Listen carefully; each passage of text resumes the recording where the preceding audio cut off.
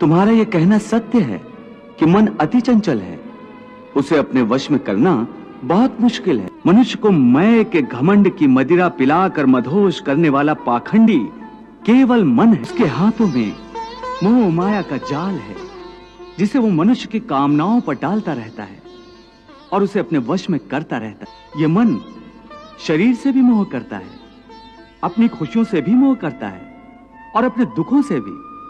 खुशियों में खुशियों से भरे गीत गाता है तो दुख में दुख भरे गीत गुनगुनाता है।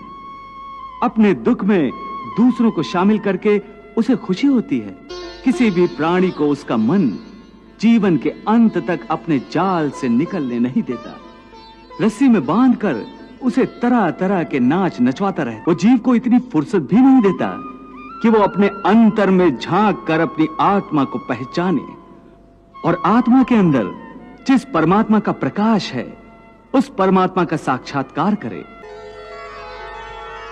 अपने अंतर में झांक कर आत्मा को देखे, तब उस आत्मा के अंदर उसे परमात्मा का प्रकाश स्पष्ट दिखाई को परमात्मा का साक्षात्कार कहते हैं। यह है कि जब तक तुम अपने आप को मन और विषयों के अधीन रहने दोगे तब तक वो तुम्हें नाच नचाता रहेगा। किंतु जब तुम स्वयं मन के अधीन न रहकर मन को अपने अधीन कर लोगे, वही मन एक अच्छे सारथी की तरह तुम्हारे शरीर रूपी रथ को सीधे प्रभु के चरणों में ले जाएगा। कि मनेव मनुष्यानाम कारण बंधन मोक्षेयो। अर्थात यदि मन तुम्हारा स्वामी है और तुम उसके अधीन हो तो वो तुम्हें माया के बंधन में जकड़ता रहेगा, और जब तुम मन पर काबू पालोगे और उसके स्वामी हो जाओगे तो वही मन तुम्हें मोक्ष के द्वार तक ले जाएगा। तुम्हारा यह कहना सत्य है कि मन अति चंचल है, उसे अपने वश में करना बहुत मुश्किल है। असंशयम महाबाहो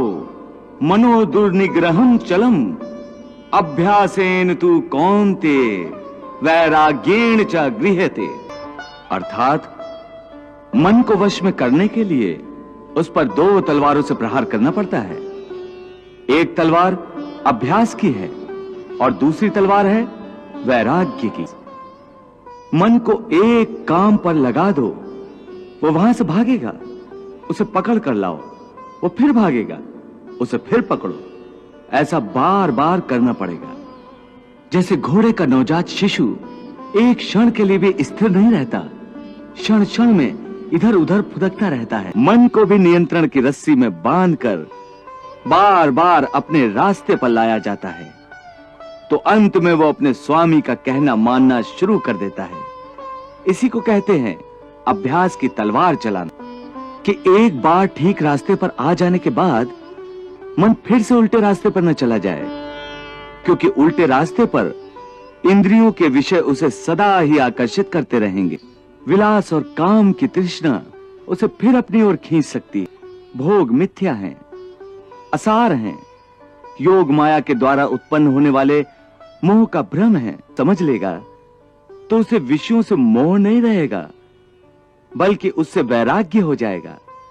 और यही वैराग्य की तलवार का काम है कि वो विषयों के मोह को काट के मन को सन्यासी बना दे। क्योंकि अभी तक तुम मोह और भ्रम के अंधकार से बाहर नहीं निकले, इसलिए तुम उस ज्ञान को ग्रहण करने में असमर्थ हो।